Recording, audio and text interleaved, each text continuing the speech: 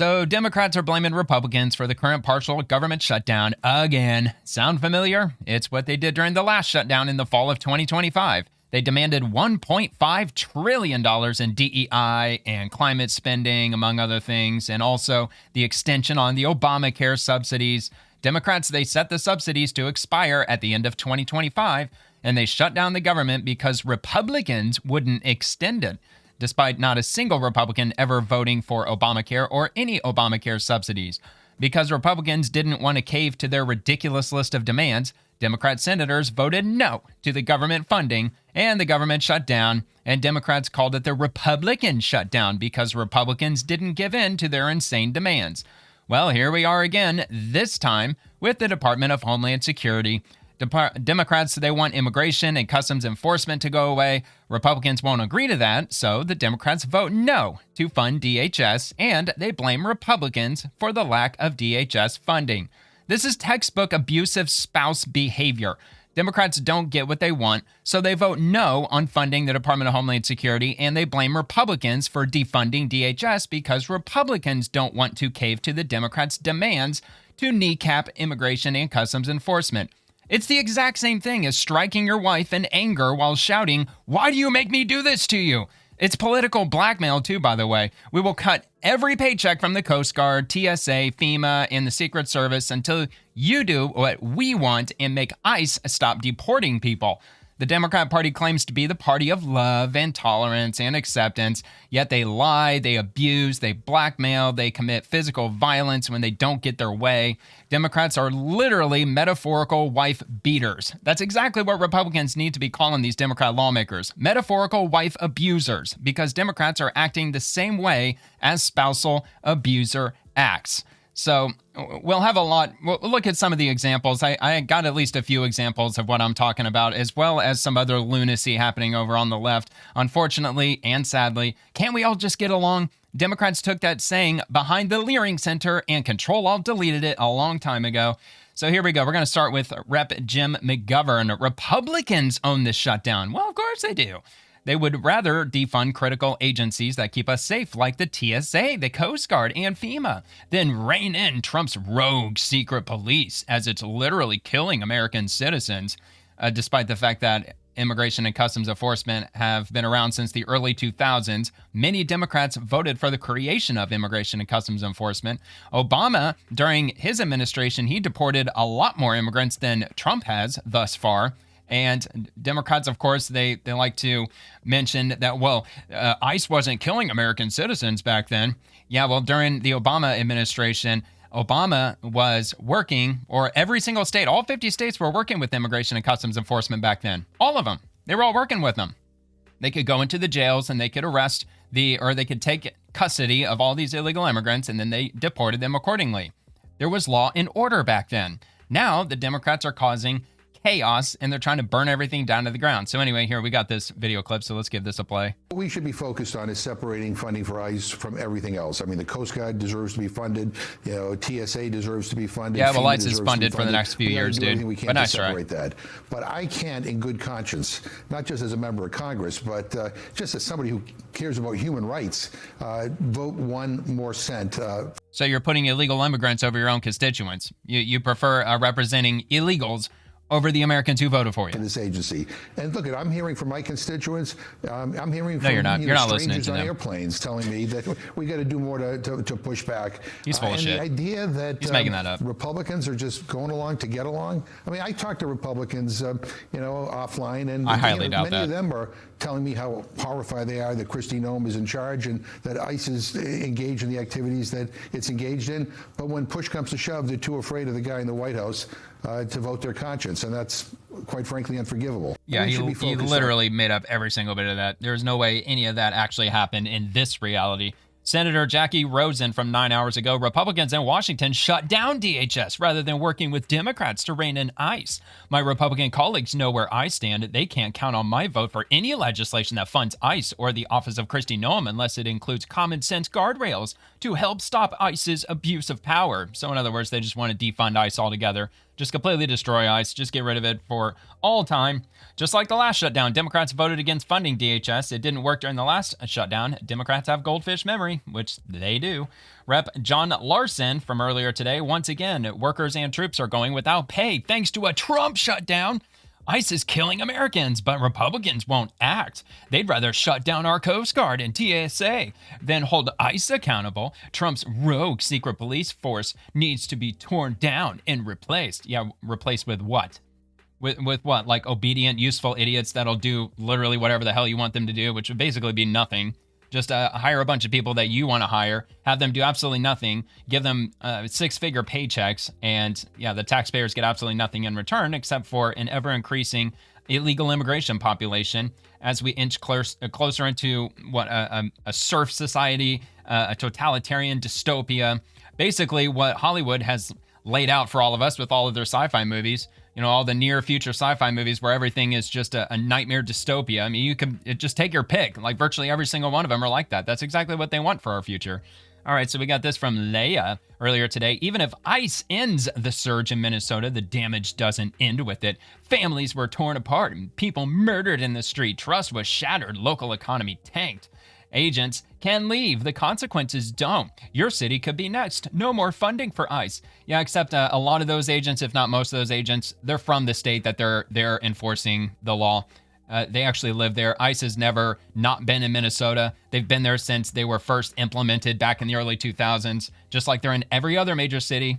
Like it or not, that's always been the case. Definitely busier than usual. Nina's Coffee Cafe is crowded for Thursday morning. Oh no, I forgot the maple. No. Ryan Luce Too small, Madam Nina's? says yesterday the crowds rather gathered outside. What's going on? What happened? There's a car crash, and I just heard someone say ICE is here. Local police and federal Yeah, officials an obstructionist say blocking them with their agents were vehicle. pursuing a vehicle How when much it you want to bet? crashed outside of Nina's. At least like 70 to 100 people were out there. Of within course, 2 the minutes. septum piercing. Tom That's Homan too announced easy. today that DHS has already Dead begun giveaway. drawing down Operation Metro Surge, a step, he says, to ending the operation entirely. It's a weird balance of hopeful, but not like dangerously hopeful. At the scene of another incident, We're from Washington State. more cautious optimism. Well, that's my concern. Where next? They're not gone. Where to? Yeah, where to? It Where isn't to? like I don't that's know. gonna Go to take Canada. care of all the problems If you hate America so much. they left behind. You know, an American Nancy passport Olson still from holds a St. lot of Paul weight says out the there in the damage world is today. already done. Maybe we'll see some change, legislative change, because of it. But still, this little boy is never going to have his. Well, here's an idea. Why don't you go to El Salvador? If you have one Bitcoin, is so I've read. If you end up saving up an entire Bitcoin, if you deposit it into an account in El Salvador, they'll give you dual Mom citizenship. back. She hopes there won't be more memorials like Renee Goods, like Alex Preddy's. I mean, they've murdered 2 people in broad daylight with 0 repercussions. Janessa Marquette is part of her neighborhood The signal party of group. guilty She says until they proven won't stop innocent. their work anytime soon. I think the plan is to continue to remain vigilant.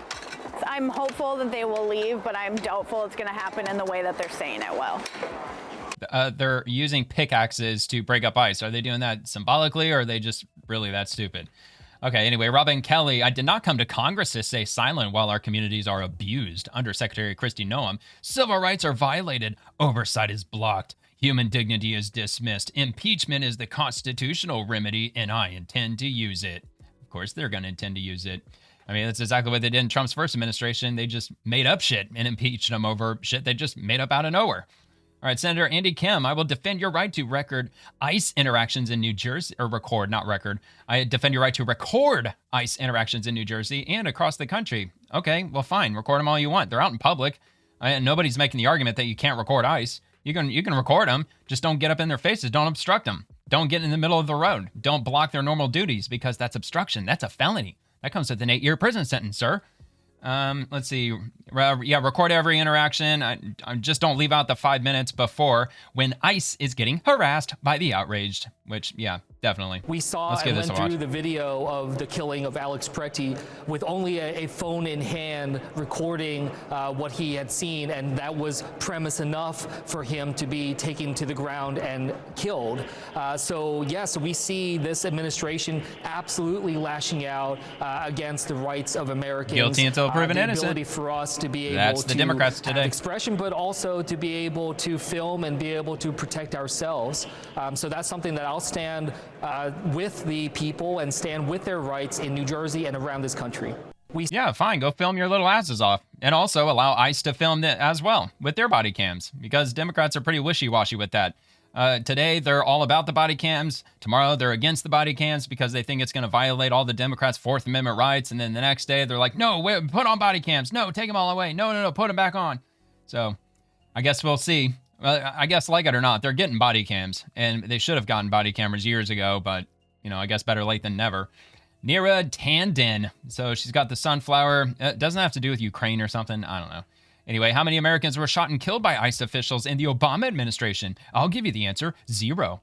This both sides shit is not only pathetic, it dangerously whitewashes ICE abuse. Well, like I said, all 50 states during the Obama administration, they fully cooperated with ICE. They didn't have a bunch of brain-dead, outraged mobsters that were obstructing their every movement all over the place, following them around, stalking them, getting in their faces, throwing objects at them, and the list goes on and on. All that wasn't happening during the Obama administration. People are actually pretty cool with ICE apprehending illegal immigrants back then. Didn't they call Obama the deporter-in-chief? I think they did.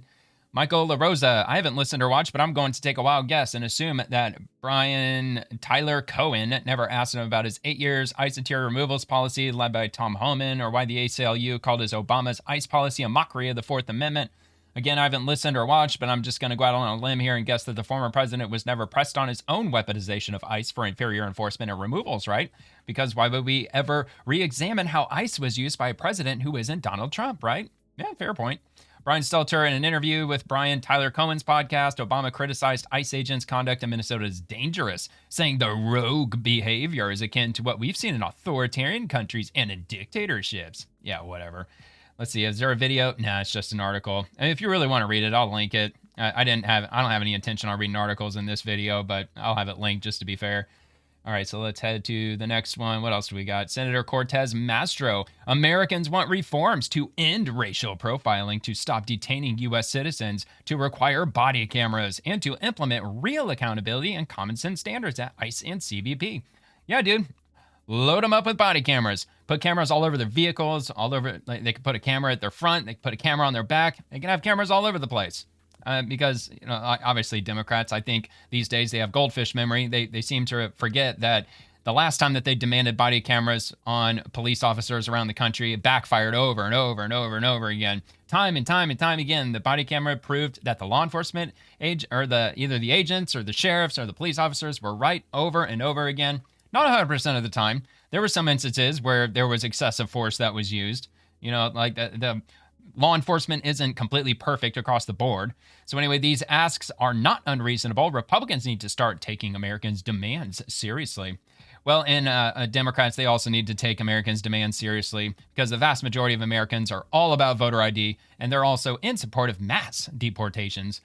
All right, U.S. Immigration and Customs Enforcement. This is, let's see, that was yesterday. So ICE HSI special agents were gathering intelligence into the fraud that has cost Minnesota taxpayers billions. Then they were attacked. Hostile agitators surrounded our agents, leading local police to respond to break up the crowd. Then the crowd grew violent and attacked us and the local police. Agitators surrounded an HSI vehicle and slashed its tires, forcing ICE and local police to fight and defend themselves until the vehicle could be safely towed.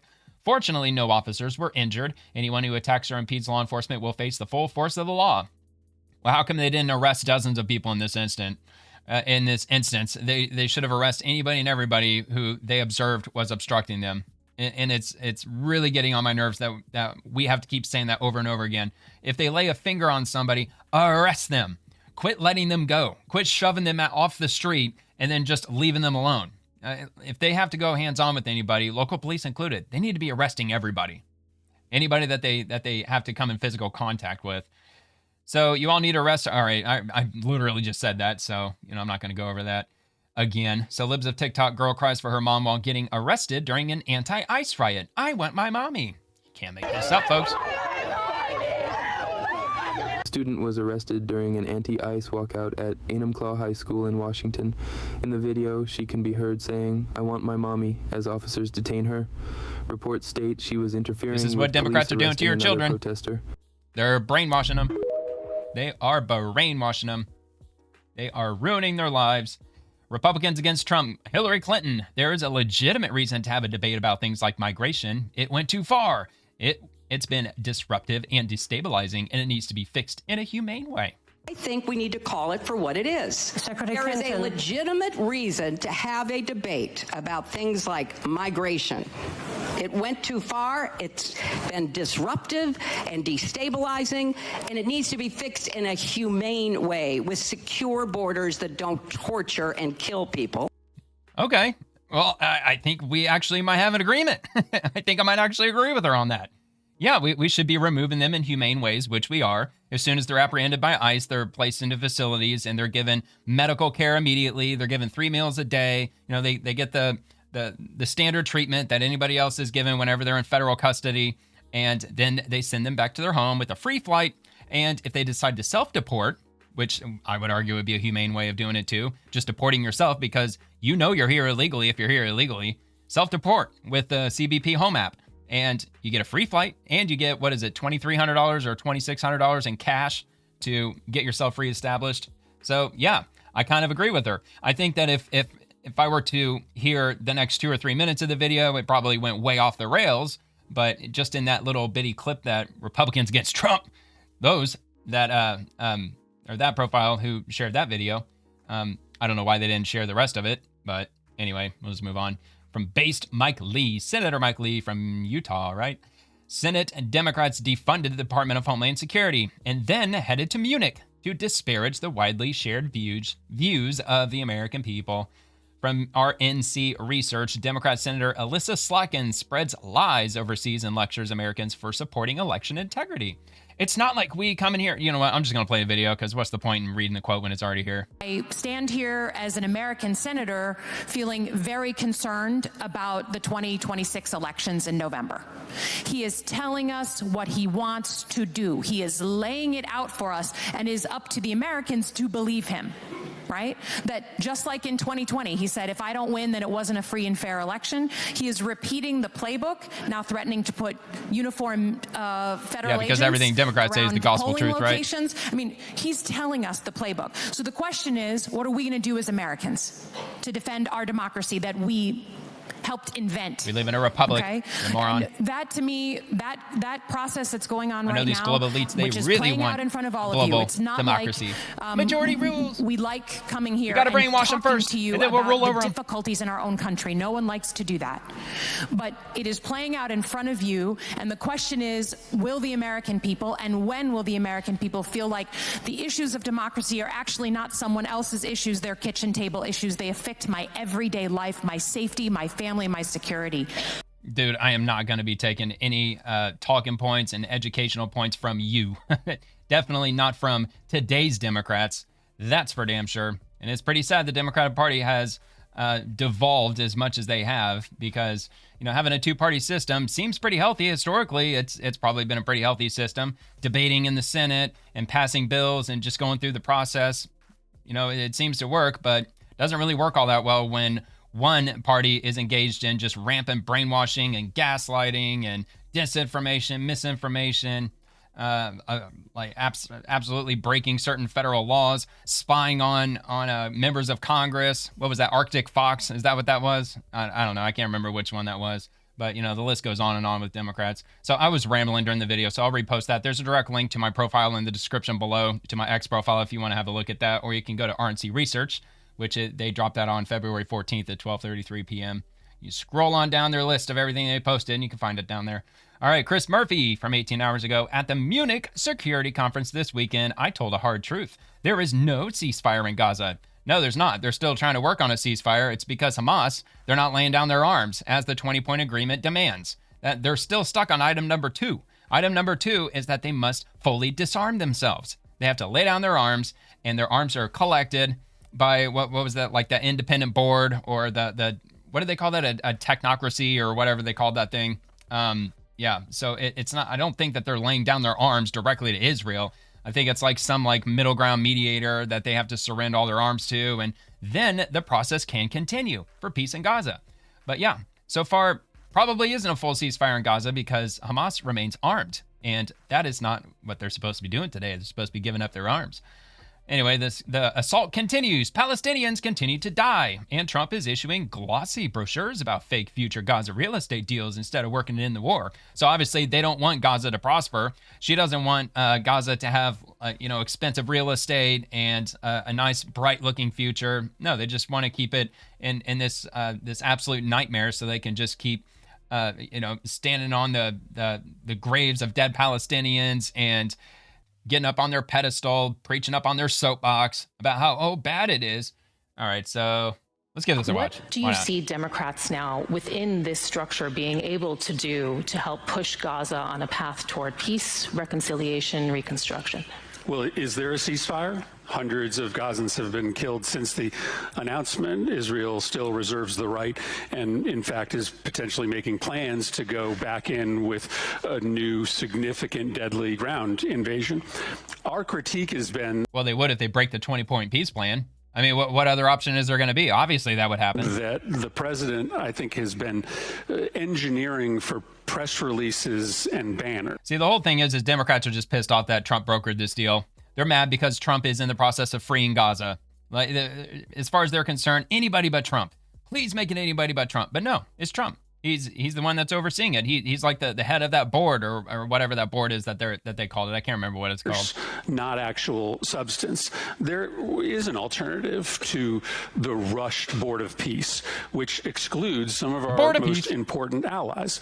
The reason that it's very difficult to get our friends in Europe to sign up for a project as essential as this is because our president has engaged in a consistent... No, it's because they sympathize with Hamas. They're pro-Hamas.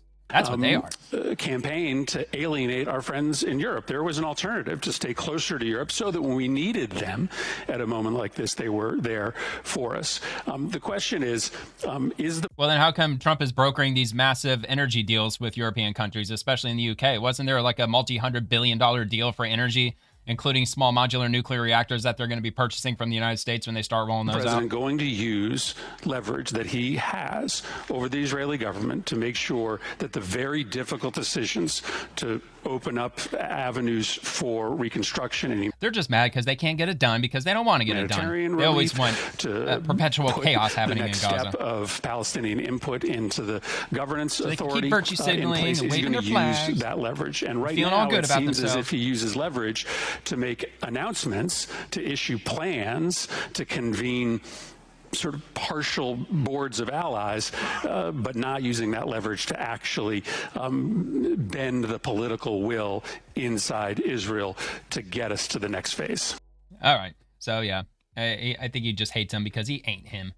All right, Brian Allen breaking AOC in Germany, of course, at the same conference, torches Pam Bondi over the Epstein case. You're the Attorney General of the United States of America, and you don't want to hold any of these pedos accountable, resign, or be impeached. She rejected the idea that pushing for accountability in the Epstein files is cancel culture, calling it a moral failure to shrug and say, there's no more work to be done.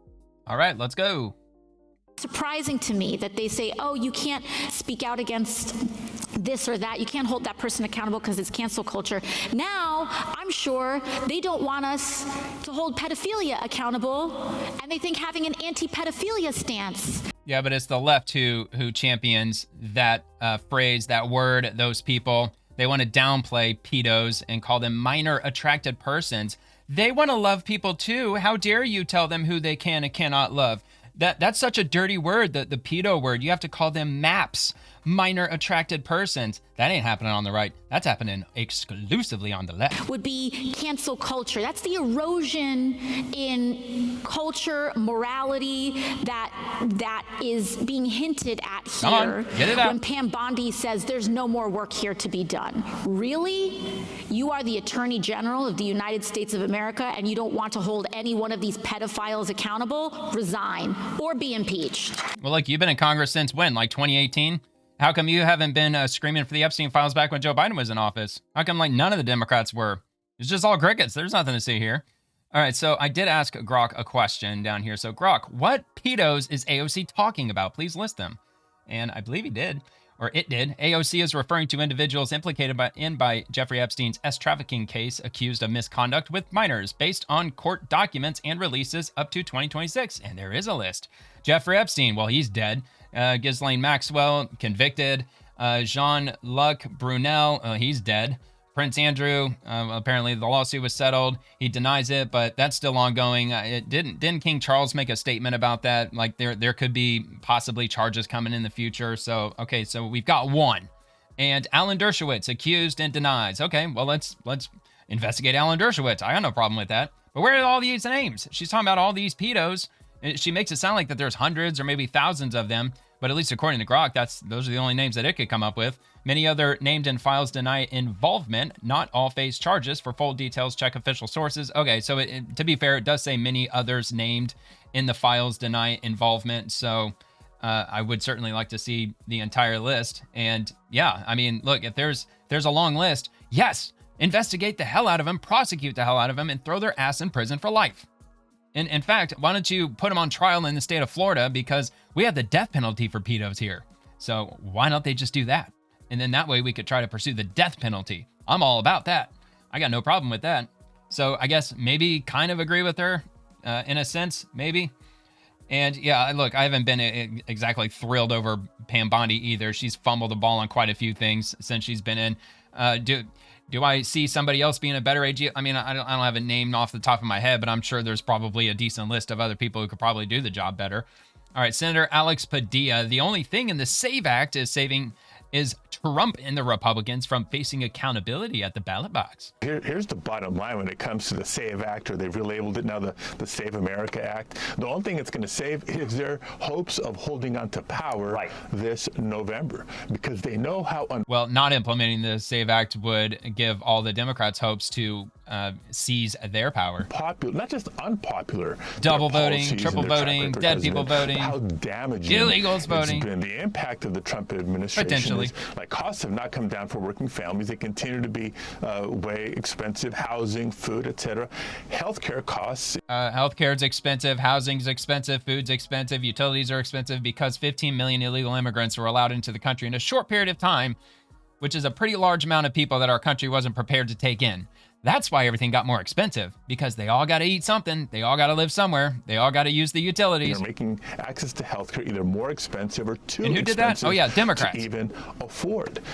You see people's fundamental civil rights. See, they're really good about creating problems where there shouldn't be any problems to begin with, and then screaming about the problems that they created and blaming everybody else for their problems that they created. Being violated on a daily basis, either on the evening news or through your social media feed.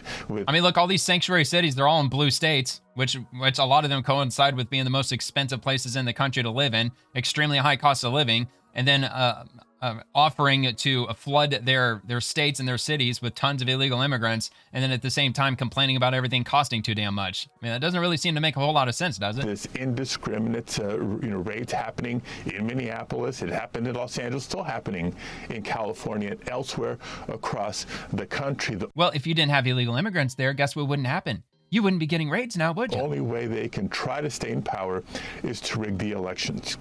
Trump still can't accept the fact that he lost in 2020. No, I don't even think he cares about that. I mean, like what I've said, I think that was a blessing in disguise. I think that gave Trump 4 years to line up his chessboard and really line everything up for some 4D chess, and that way his second term could be far more effective. And plus, he's not running for a third term, so the gloves can completely come off. Of course, he can't go, too over the top, because he has to also consider the Republican Party.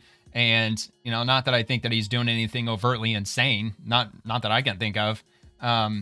But yeah, so anyway. And so we've gone from find me 11,000 more votes in Georgia to find me more congressional seats in Texas. Let's make it harder for eligible people to register or vote so that only the people he wants can get to the ballot box. That is absolutely un-American. Well, why don't you be honest and admit that the only reason you want to keep illegal immigrants in your states is so you can secure more congressional seats?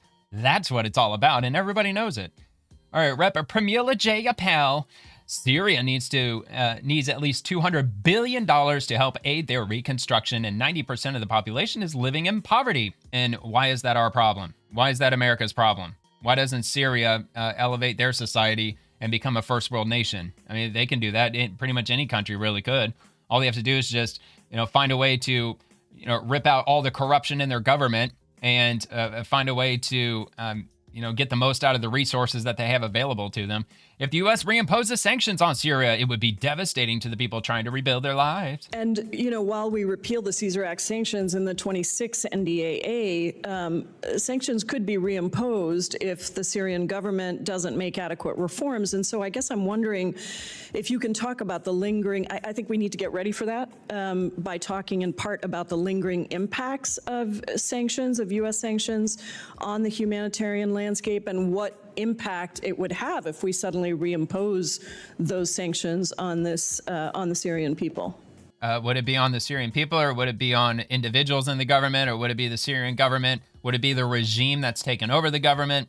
I somehow doubt that they're going to impose sanctions on every individual in Syria, but maybe I'm wrong. I've been wrong before. It's a country that needs at least $200 billion in reconstruction and 90. Where's all that money going to come from?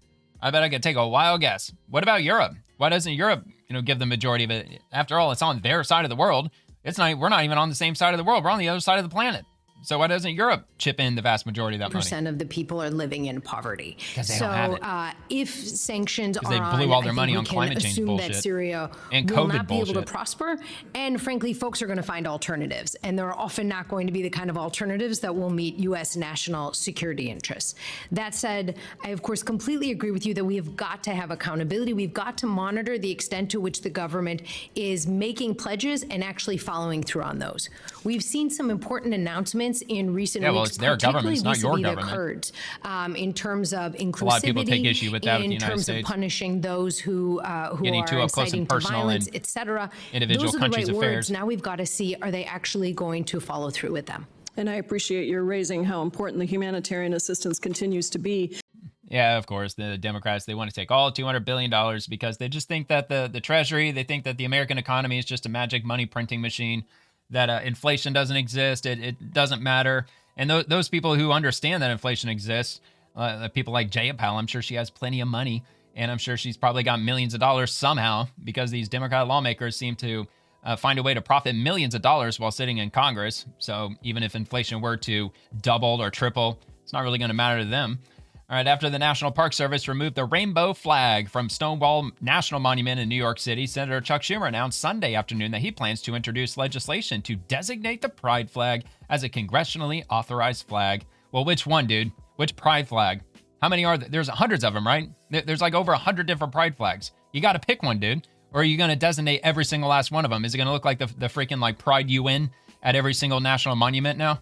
So before we look at the video clip, let's check out all these pride flags. Look at all these pride flags that we got. So there's the rainbow flag, which, of course, Chuck Schumer, because he's an old man, he would probably assume that that's the one that they would fly. But maybe that doesn't conform to somebody's current gender, because these all reflect different genders. So maybe they don't identify with just the regular generic one. They might identify with, I don't know, maybe the butch one over here, or maybe arrow ace, or asexual, or a diamoric.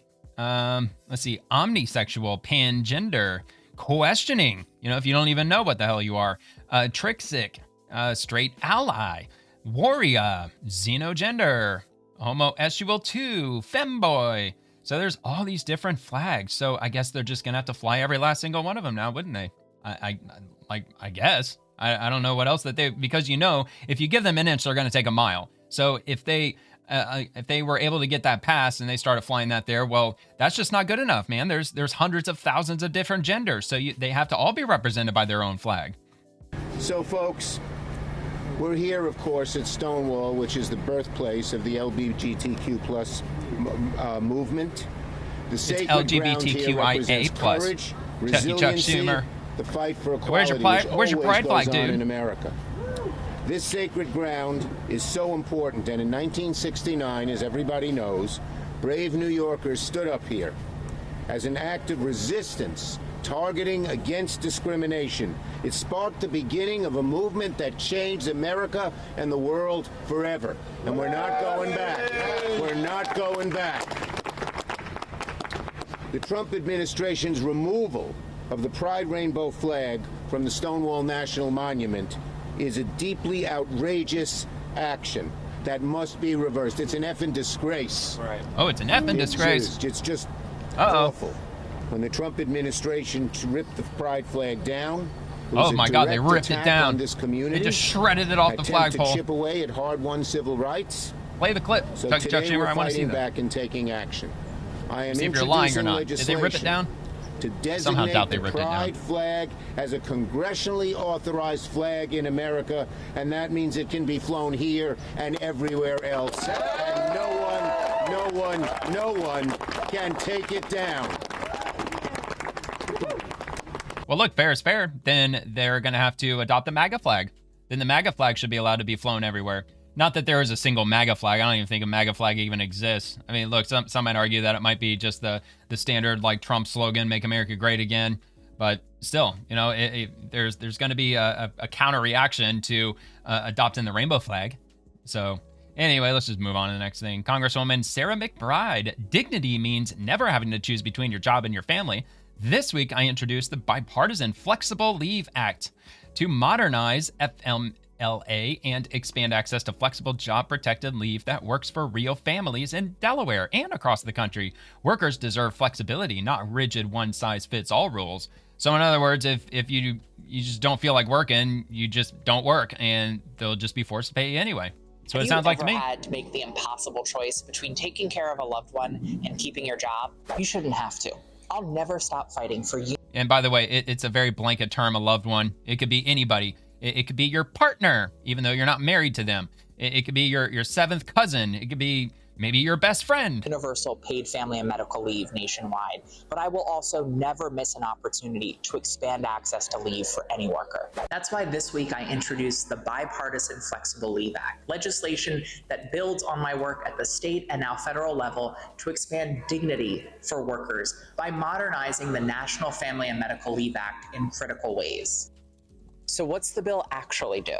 Right now, covered workers nationwide are only guaranteed 12 weeks of job-protected parental leave. Only 12 weeks. All at once. Only. But many working 3 parents months want to take the first few weeks of leave together and use the rest later. Allowing new parents to split up their leave provides more flexibility so that parents can spend more time with their newborn without risking their jobs. And for many working families, it's the only option they have when both parents can't afford to take time off at the same time. And our bill doesn't just help new parents. If you need to take a parent or a loved one to chemotherapy, this bill helps you. If you need treatment or to manage a chronic health condition, this bill helps you. Our bill cuts through the red tape so that workers and their families can use their earned FMLA leave in the way that serves their needs best, whether intermittently or on a reduced schedule. The Bipartisan Flexible Leave Act gives workers and their families exactly what they need when they need it most: flexibility, not rigid, one-size-fits-all rules. Now, let's get it over the finish line. Okay, so basically your workplace is going to pay for you to be a perpetual caregiver to whoever the hell you want. And notice that she didn't say how long you get to take off. They just leave that wide open. Is it strictly 12 weeks at a maximum, or is it just however long you just feel like taking it? I find that interesting that she didn't give a timeline. She mentioned the 12 weeks, but she was talking about that in the context of existing FMLA. So is it still the 12 weeks? So if you want to take off 3 weeks when your child is first born, and then 6 months later you want to take off like the next 3 weeks, so basically splitting up the 12 weeks. I mean, look, if that's the argument they're making, I don't know if I would be 100% opposed to that. If you're going to be allotted 12 weeks regardless, splitting up that 12 weeks, but if you have a maximum of 12 weeks, period, okay, well, maybe there's a conversation to be had. But if your loved one gets sick, which, I mean, that could be anybody. Like I said, it could be a sixth cousin, or it could be your brother's, friends, niece's uncle, whatever. And is it really going to be just that broad, or is it only going to be just a specific immediate family member? I don't know. I got a lot of questions about this. Okay, so we got this from Brian Allen. MAGA, read this carefully. In 2016, remember that year, it's kind of important, a woman using the name Katie Johnson filed a federal lawsuit alleging when she was 13, she was AR'd at Jeffrey Epstein's Manhattan residence, and that Donald Trump was one of the men who assaulted her. The complaint is real. It was filed in federal court. It is public record. She's described she described being recruited, trafficked, threatened, and abused. Now, I'm sure the complaint is real. Anybody can make a complaint about anything. I just find that the year is a bit peculiar because that just happened to be the year that he was running and won the presidency for his first term. It was during the same year where they were coming up with anything that they could possibly do to stop Trump. As who was that? Peter Strzok? Is that what he said? Like, no, we'll stop it with regard to Trump getting elected. So then they had to come up with the whole Russia hoax and all that other nonsense, making up a bunch of shit that didn't even exist. So I don't exactly say that I believe this, because all the other stuff that's in the Epstein files, I don't know if it's 100% of it, but surely 99% of it, anything pertaining to Donald Trump was put into the Epstein files after Trump either announced he was running or became president in the first run. So anyway, yeah, so the United States District Court, Central District of California, of course it was in California, and I don't know why he couldn't give us a more legible copy. Why does it have to be this smudged up? Complainant for claim belief due to S abuse under the threat of harm. I don't even know what that says. Something to deprive civil rights. Oh, conspiracy. Plaintiff Katie Johnson for something of actions against defendant Donald Trump and Jeffrey Epstein. Alleges as follows. Jurisdiction is pursuant to the law of, what is that, diversity? 28 U.S.C. 1332 or 52. As plaintiff resides in the state of California, where defendants reside in the state of New York, and action is for damages above. Venue, it's established in the Eastern District or Division of the U.S. Court, Central District of California, because the plaintiff resides in blank. Okay, well, anyway, not going to take that as the gospel truth, to say the least. Anyway, Ed Markey, Keith Mahoney of the Boston FDN. What is the Boston? Oh, the Boston Foundation. It's the Greater Boston's Community Foundation. We are a partner in philanthropy, a major grant funder, a think tank, convener, and civic leader. They probably pay a lot of protesters. That would be my wild guess. Reminds me that in 2020, the data was clear. Small businesses owned by people of color were denied loans at twice the rate, while white small business owners and paid higher interest.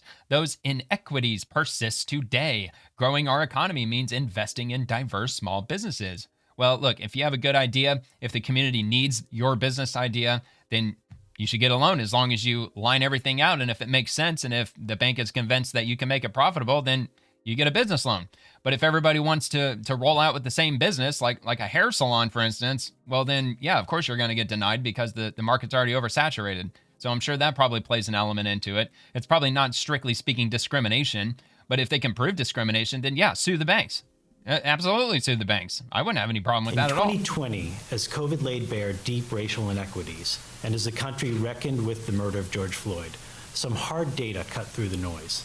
So is he seeming to suggest that because George Floyd was killed by a white officer, that the entire system is just going to just simply deny bank loans to persons of color because they're persons of color? Is that what he's trying to say? A U.S. Department of Commerce report showed that businesses owned by people of color were denied loans at twice the rate of white-owned businesses.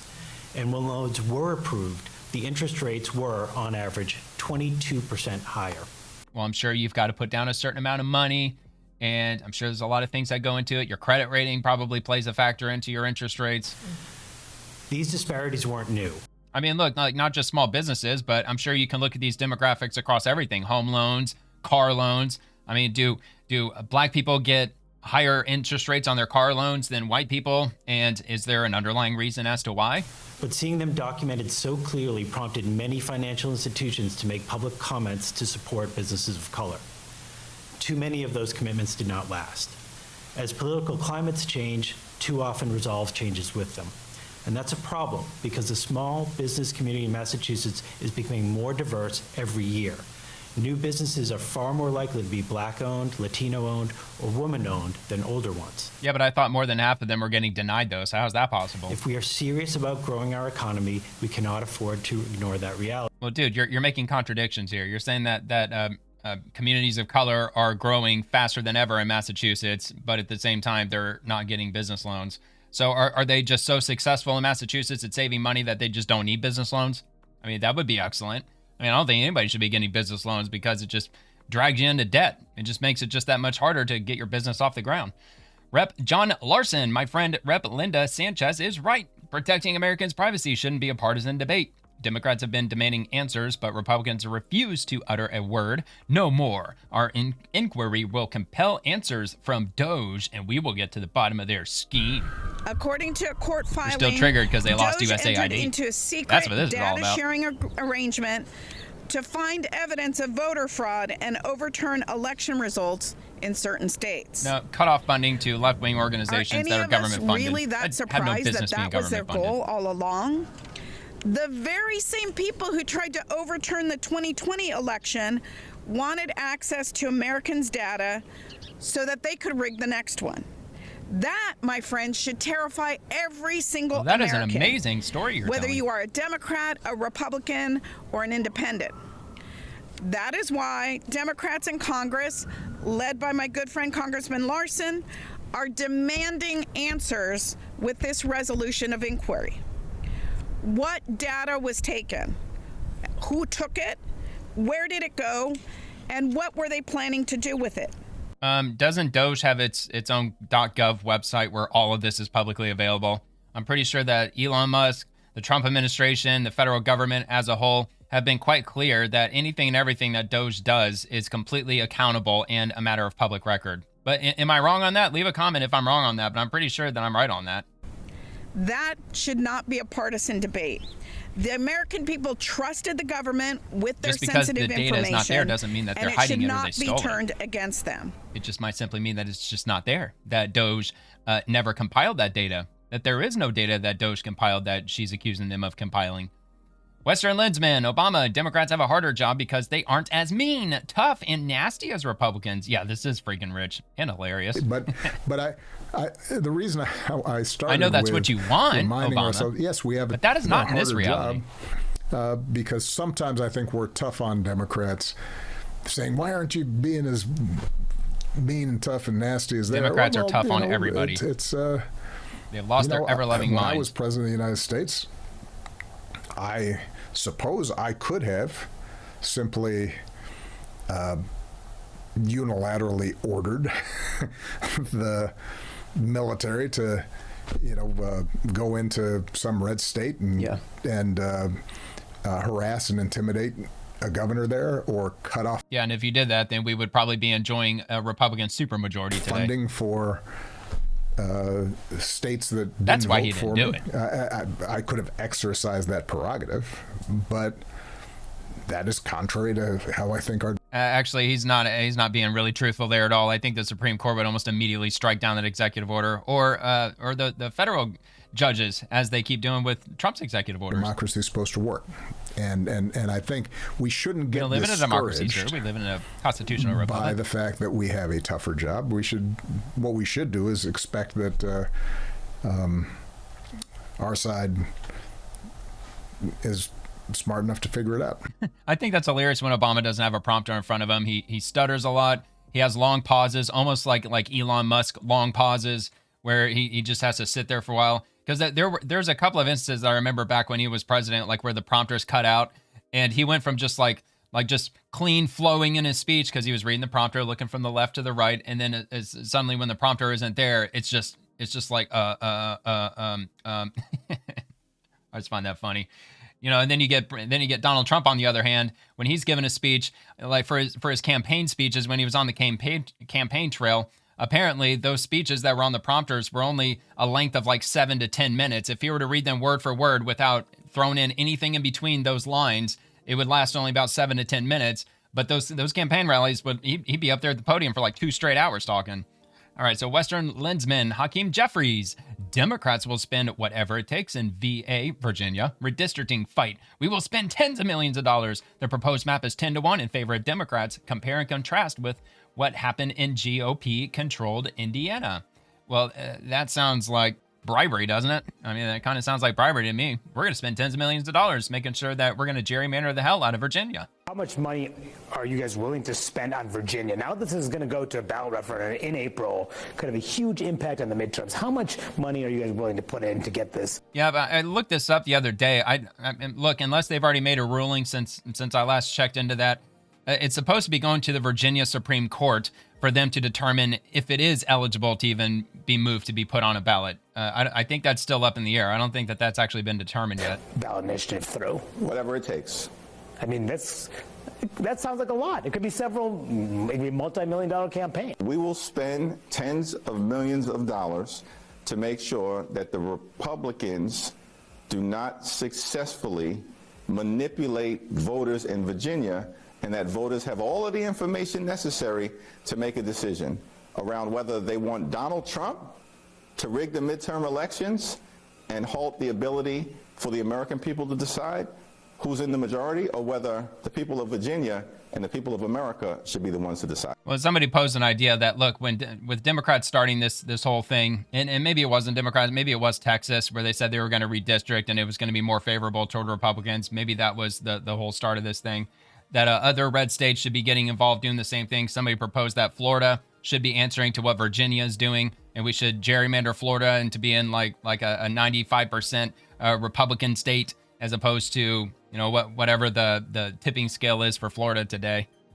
Okay, looking this up, it did pass. It was decided by the Virginia Supreme Court on February the 13th.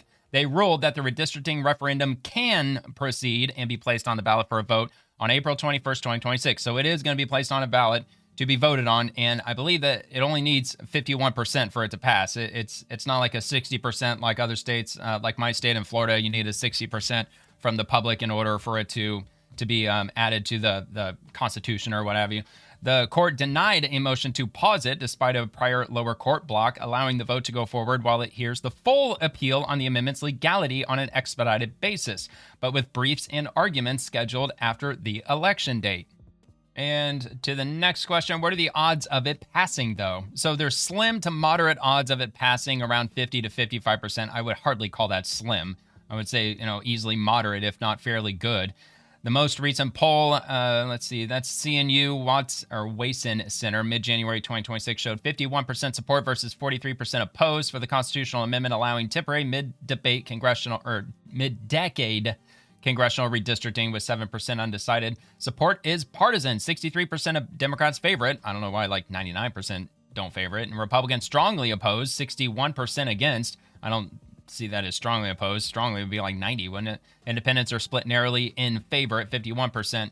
No newer statewide polls have emerged since the Supreme Court's February 13 ruling cleared the April 21 ballot. Some analysts note that the narrow margin, low turnout special election risks, and backlash against perceived gerrymandering after Virginians voted overwhelmingly for independent redistricting in 2020 could sink it. But Democratic campaign efforts and framing it as a response to GOP moves elsewhere may help it squeak through.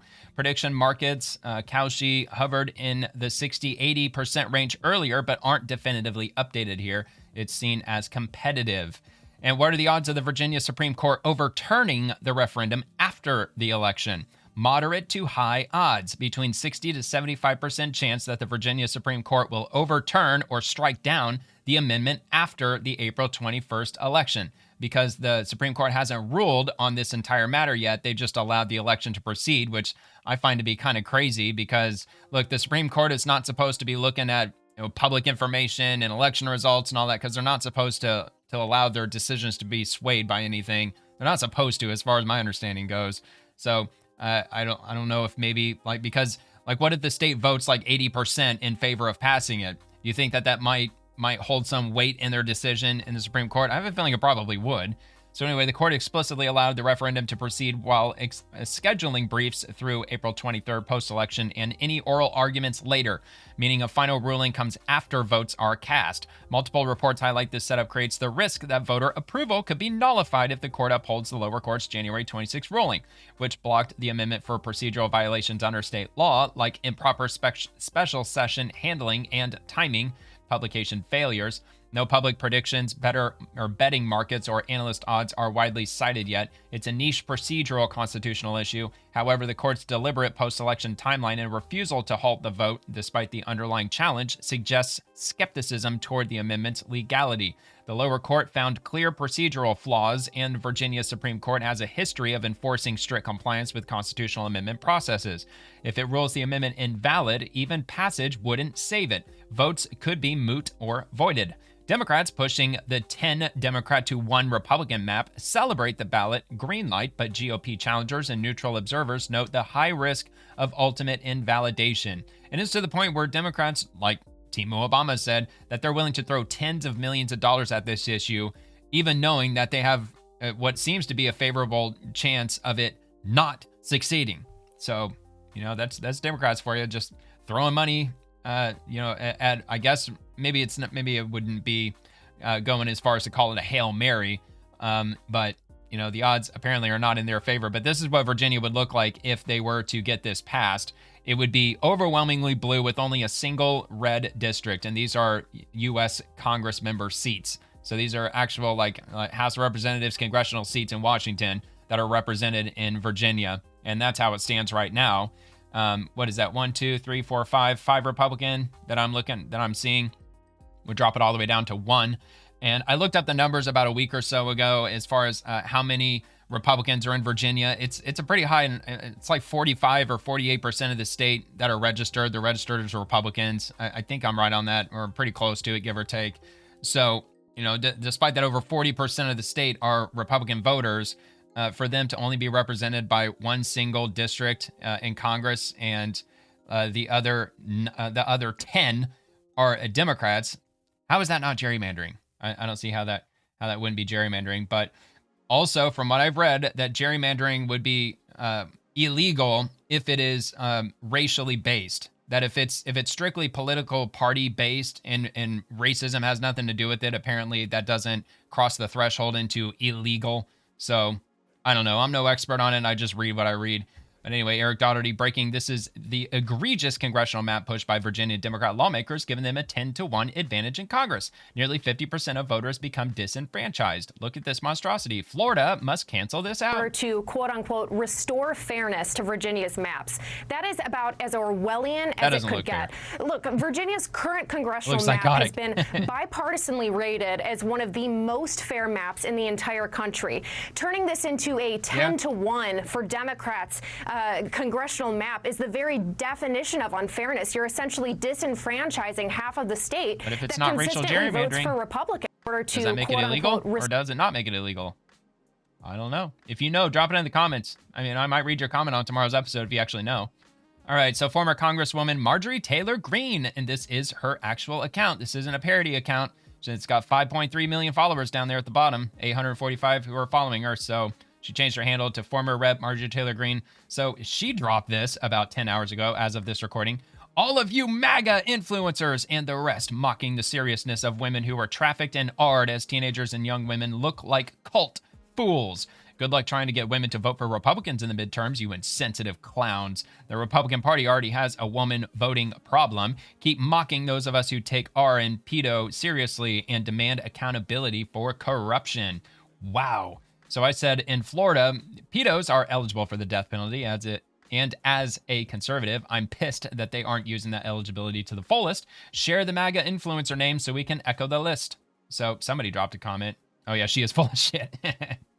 I mean, she very well could be. I know she, like some would say that she's kind of fallen off her rocker in recent history. I'm not too well versed in Marjorie Taylor Greene. I know she's been pretty controversial for a long time. I did have a lot of respect for her when she first got into Congress and realized that people, they can send in representatives to vote on their behalf. And she learned that if she were to appear on the floor when there is a vote happening and she can call or do a roll call, I think that's what it's called, then every member of Congress has to personally show up to the vote. And apparently she kept doing that over and over again, and it was really pissing off everyone in Congress because they apparently just had better things to do. So they were sending in people on their behalf to go and vote for them, even though the people they were sending on their behalf were not elected to Congress.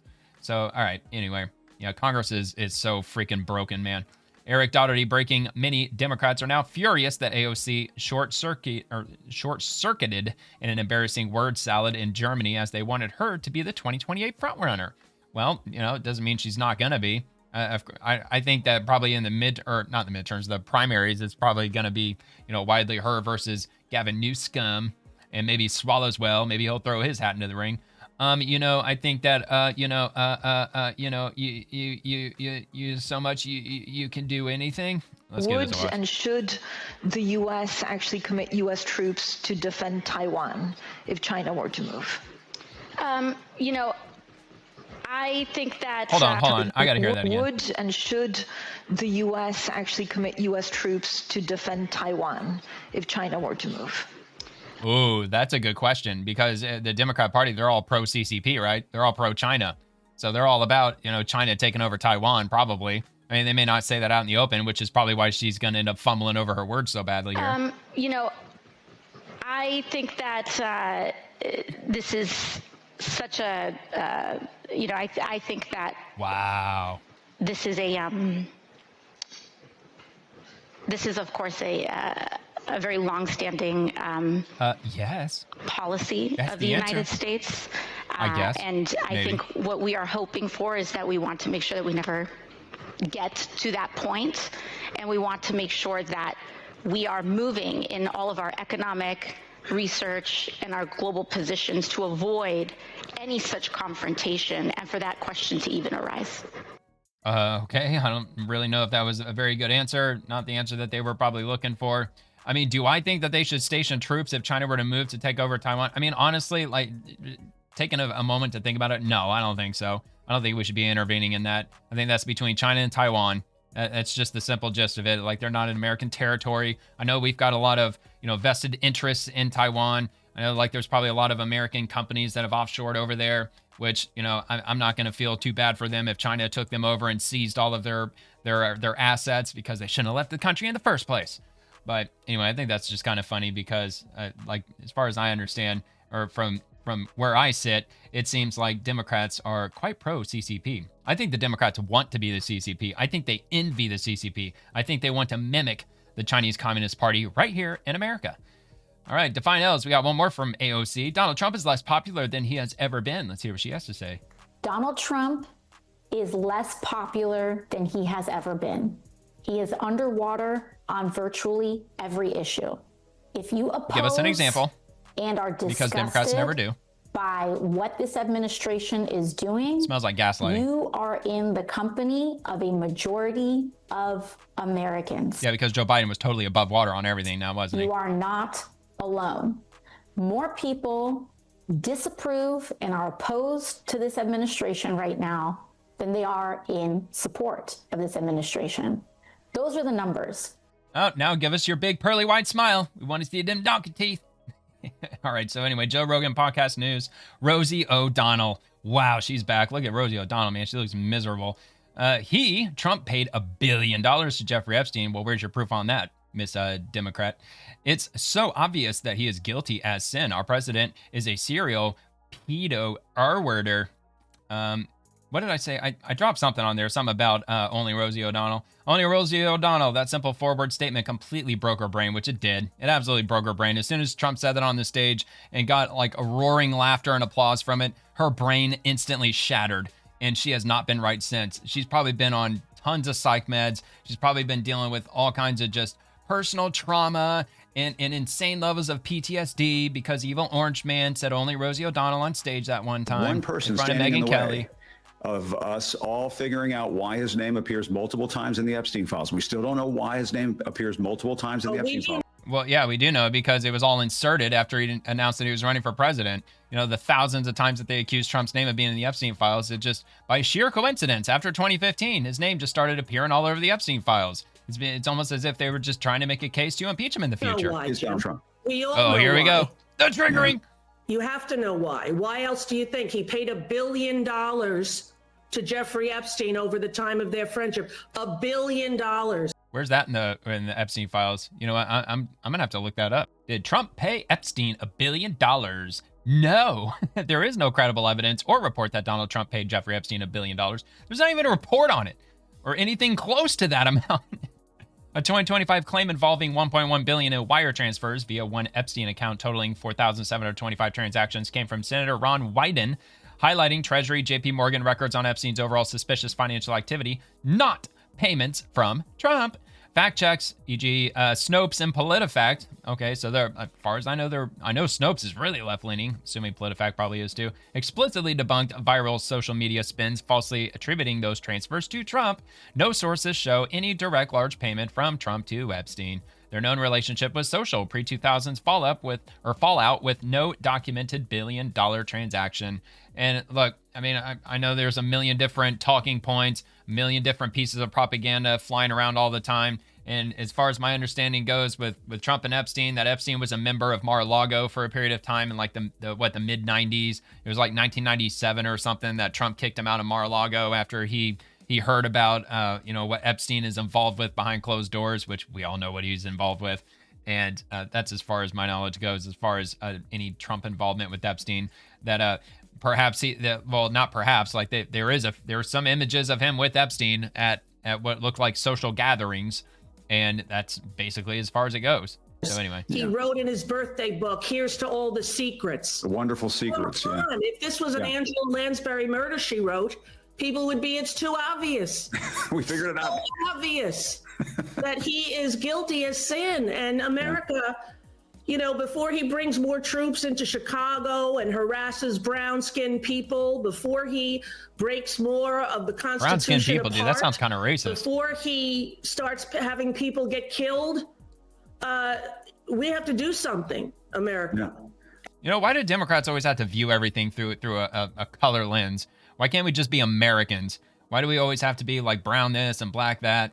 Like that famous saying that Morgan Freeman once said. He's like, how do we stop racism? Stop talking about it. I'll stop calling you a white man and I'll ask you to stop calling me a black man. And it's time for every person with a platform to speak out about it. Every single person, now or never, break glass in time of emergency. It's time to break the glass. And you saw, Rosie, what he did the other day when those brave women were up on Capitol Hill, the survivors, their families. He's just affirming everything. At the same He's just time, feeding her Donald Trump delusions. is saying it's a Democratic hoax. How dare he, Jim?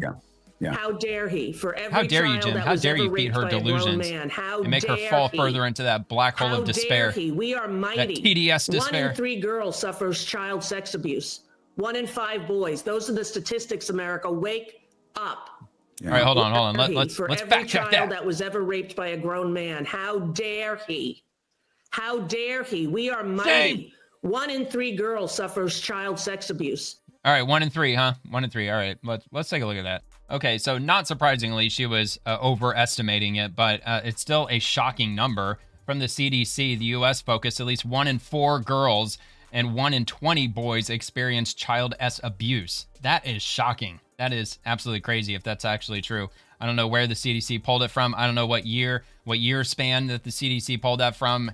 Did it just so happen to be between 2021 and 2024? Did it have any kind of political bias tied up into it or not? Or if that's just like the strictly speaking numbers. I mean, if so, then yeah, dude, that is horrifying. That is absolutely freaking wild. All right, so anyway, let's wrap 1 this in up. 5 boys. Those are the statistics, America. It's not 1 in 5 boys. Apparently it's 1 in 20. Wake up. Yeah. Wake up. She was way off on the boys. President Which still, 1 in 20 is even shocking. Pedophile rapist, and that's what he is. And in America, you're allowed to have delusional. an opinion. You're allowed to say what you think. That's what our country was founded on. So she's like, I don't care if I'm lying. I'm allowed to say what I think. So I could call her a child R-worder too. And, it's just true because, my delusions tell me it's true. So that means it's just magically true. Evidently. Okay, one bad dude. According to a recent poll, an estimated 40% of white liberal women between the ages of 15 and 44 want to leave the United States. I mean, that also a pretty shocking number, but not surprising at all. I support these women in their right to choose which country they want to live in. Yeah, I do too. I mean, like, what percentage of them who want to leave the United States are going to end up choosing a country that's most likely whiter than America? Probably the vast majority of them. That'd be my wild guess. Americans say they want to leave the country permanently. This is according to a new Gallup poll. 20% of people say they want to live somewhere else. That's 1 in 5. And the shift is mainly driven by young women, ages 15 to 44. 40% of them say that they want to go. Well, the door's open, dude. Martha, like I said, the U.S. passport still holds a lot of weight out there. Country permanently. This is according to a new Gallup poll. Okay, all right. So yeah, we got that. Yeah, absolutely crazy. And yeah, like I said, probably the overwhelming majority of them want to move to some European, much whiter country than what we've got here in America, which that kind of sounds racist. Why would you want to move to a country that's whiter than America? Is it because you're just like anti-persons of color? Is that why you want to move to those places? Anyway, so Base Mike Lee, I got one more from him. The U.S. government is chilling the birth rate by making it too expensive to raise kids through excessive 1, taxes, 2, regulations, and 3, inflation driven by runaway spending. This in turn causes escalating harm to our economy and threatens our long-term survival as a nation. Yeah, it's a major problem. Shrinking U.S. birth rate could cost the economy $100 billion. That's it. I would say probably in the long term, it's probably going to cost countless trillions of dollars. I mean, look, if the population grows, the economy tends to do better, especially if the growing population is has the skill set to keep carrying us farther into the future, into a future that just keeps getting better, whether it's technologically speaking or societally speaking. But the United States isn't the only country dealing with this. Like South Korea, their population's in full-on collapse. Same with Japan. China, their population is starting to turn back the opposite direction. Apparently their country is losing its population numbers. And I think pretty much all of the European countries are also losing their population. At least their native populations are in far decline. If you take away all of the migrants that have flooded those countries in over the last 5-6 years, if you remove them from the equation, then yeah, all those countries are in pretty significant decline. It's the West in general, really, but that tends to happen when you get an abortion and you get an abortion and you get an abortion and you push LGBT onto kids to the point where over 20% of Generation Z identifies as LGBT, despite the historical natural average, organic average, being less than 5% of the population. And then you pit women against men, accusing them of being creeps and hashtag Me Too and hashtag Believe All Women and so on and so forth. All right, so what else do we have? So that was from Mike Lee. All right, and okay, so we got one more from Mike Lee. Didn't catch this one earlier. All 50 U.S. states have fertility rates below 2.1, the bare minimum needed to maintain the population. All 50 states. The U.S. government must stop depressing birth rates by making it so hard and so expensive to raise children.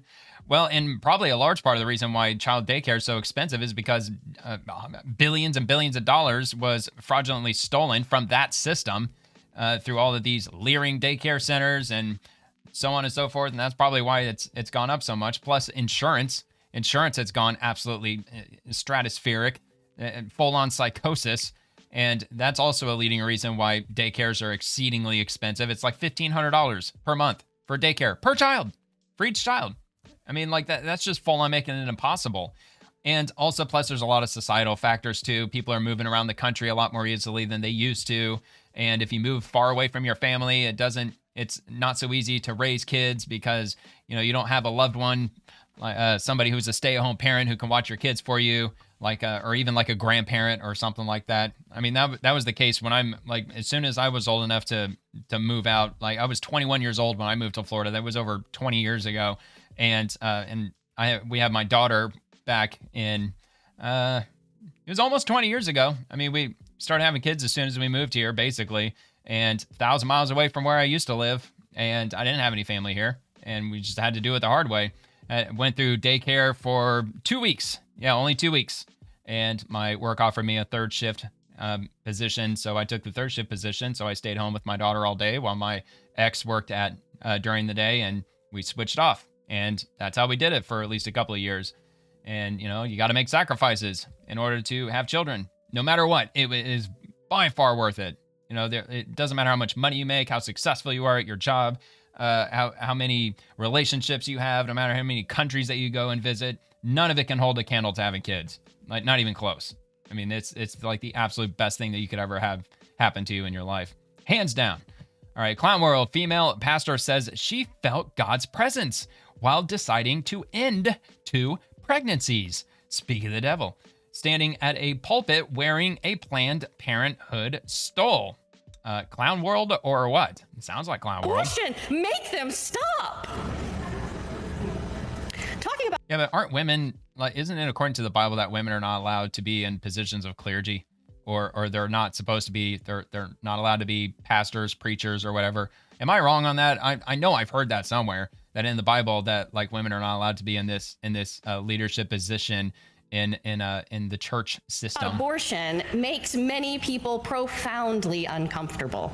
But you know the modern Dinner women, parties, they do what they want today. Polite Strong and conversation independent. with friends and family, and too often in church.